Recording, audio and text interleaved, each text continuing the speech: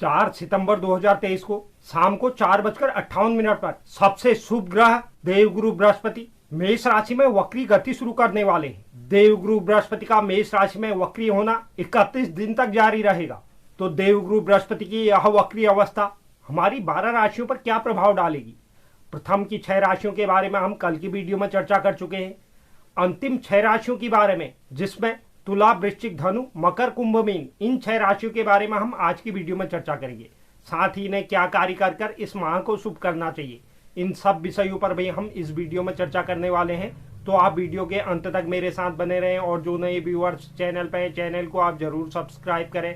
साथ ही साथ bell notification भी ऑन कर लीजिए, जिससे चैनल पर अपलोड होने वाली हर एक वीडियो का नोटिफिकेशन आपके पास सबसे पहले पहुंचे। और आप वीडियो को लाइक और शेयर भी जरूर करें।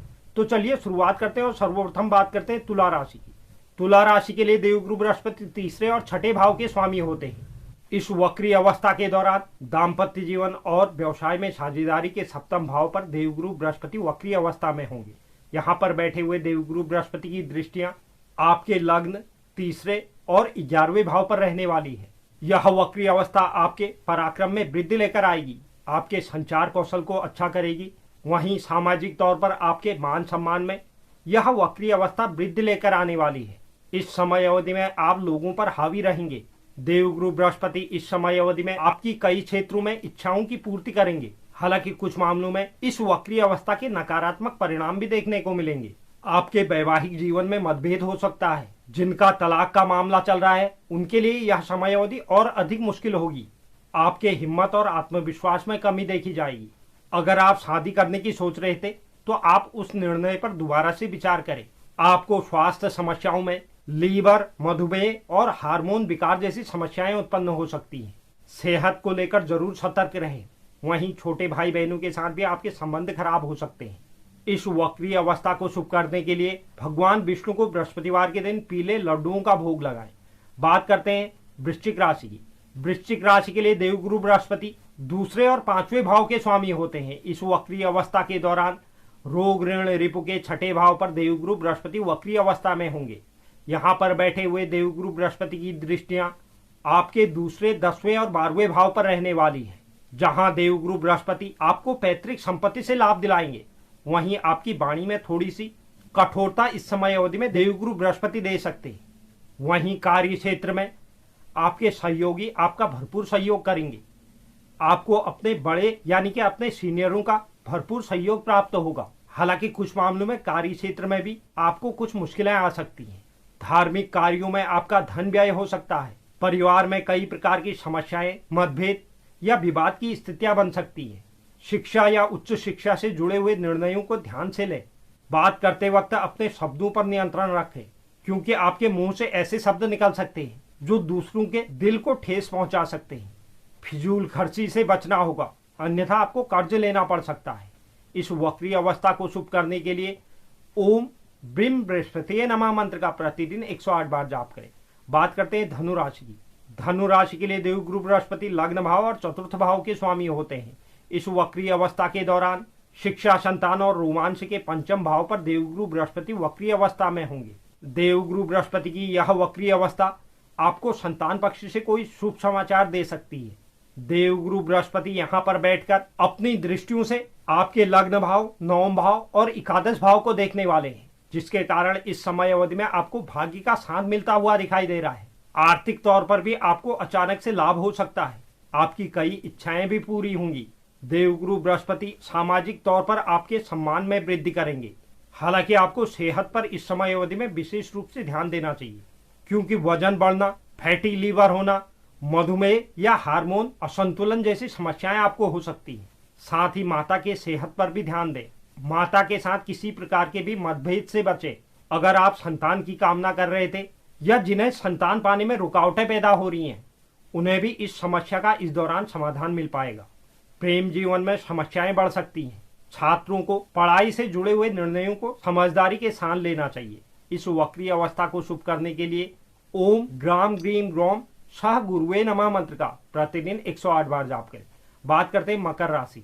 मकर राशि के लिए देवगुरु बृहस्पति तीसरे और 12वें भाव के स्वामी होते हैं। इस वक्री अवस्था के दौरान माता और सुख के चतुर्थ भाव पर देवगुरु बृहस्पति वक्री अवस्था में होंगे।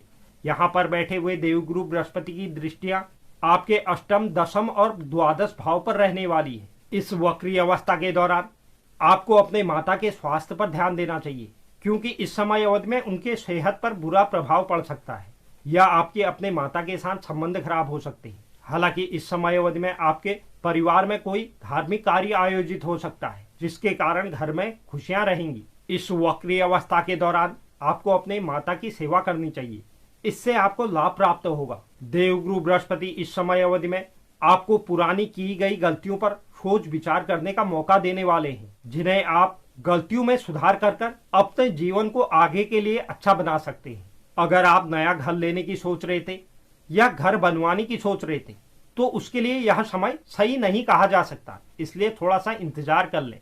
चाहे कोई आर्थिक निर्णय हो या पूर्व में किया गया कोई निवेश हो, उन पर आपको दोबारा से विचार करना चाहिए। इस समय अवधि में आपको स्वास्थ्य के प्रति भी सचेत रहना होगा।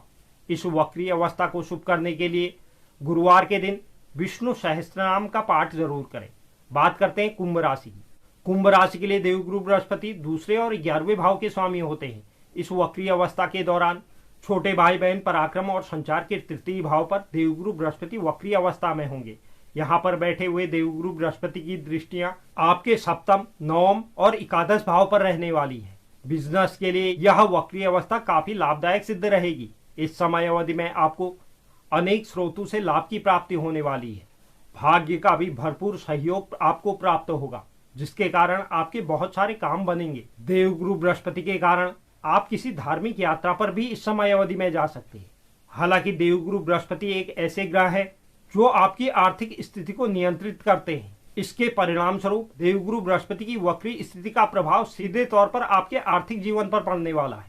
इस समय अवधि में आप बचत पर विशेष ध्यान दें, वहीं निवेश करते वक्त सावधानियां भी बरतें। अगर आप कार्य भरपूर कर रहे थे और आपको मनचाही पदोन्नति और वेतन वृद्धि नहीं मिल पा रही थी, तो उसके लिए आप आवाज उठा सकते हैं। यह समय इन सब कार्यों के लिए अच्छा साबित होगा, आपको सफलता जरूर मिलेगी। इस समय अवधि में आपको यह भी विचार करना चाहिए कि आपका सच्चा साथी कौन है, मुसीबत में आपके कौन साथ आ सकता है।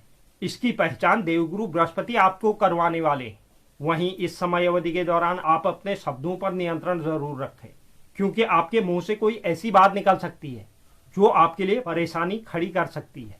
इस वक्री अवस्था को शुभ करने के लिए बृहस्पतिवार के दिन पीली चीजों का दान करें। बात करते हैं अंतिम राशि मीन राशि की। मीन राशि के लिए देवगुरु बृहस्पति लग्न भाव और दशम भाव के स्वामी होते हैं। इस वक्री अवस्था के दौरान वाणी, कुटुंब और संचित धन के द्वितीय भाव पर देवगुरु बृहस्पति वक्री अवस्था में होंगे। यहाँ पर बैठे हुए देवगुरु बृहस्पति की दृष्टियां आपके छठे, 8वें और 10वें भाव पर रहने वाली है। देवगुरु बृहस्पति के कारण आपको कार्य क्षेत्र में मान सम्मान की प्राप्ति होगी। आपके वरिष्ठ आपका सहयोग करेंगे।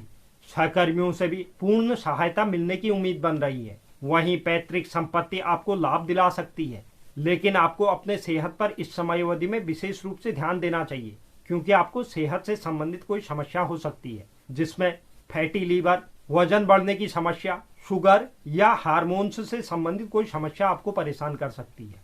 इसलिए स्वास्थ्य को गंभीरता पूर्वक लें। पेशेवर जीवन में भी इस समय अवधि में कुछ बदलाव आपको देखने को मिल सकते हैं। अगर आप स्वयं नौकरी बदलने की सोच रहे थे या अपने पेशे में बदलाव लाना चाहते थे, तो यह समय उसके लिए बहुत अच्छा कहा जा सकता है। आप इस समय अवधि में यह कार्य कर सकते हैं। हालांकि देवगुरु बृहस्पति की यह स्थिति कुछ मामलों में आपके पेशेवर जीवन में बाधाएं भी खड़ी कर सकता है। नौकरी में बदलाव के लिए आप बाध्य हो सकते हैं। देवगुरु बृहस्पति की इस वक्री अवस्था के दौरान आपको फिजूल खर्ची से बचना चाहिए, अन्यथा आप कर्ज में डूब सकते हैं। इस वक्री अवस्था को शुभ करने के लिए देवगुरु बृहस्पति के बीज मंत्रों का जाप नित्य करें। तो यह था देवगुरु बृहस्पति का मेष राशि में वक्री होना, जिससे हमारी अंतिम 6 राशियां इस प्रकार प्रभावित होंगी। उम्मीद करता हूं यह जानकारी आपको पसंद आई होगी। जो भी दर्शक चैनल पर नए हैं, चैनल को आप जरूर सब्सक्राइब करें, साथ ही साथ बेल नोटिफिकेशन भी ऑन कर लीजिए, जिससे चैनल पर अपलोड होने वाली हर एक वीडियो का नोटिफिकेशन आपके पास सबसे पहले पहुंचे। और आप वीडियो को लाइक और शेयर भी जरूर करें। धन्यवाद।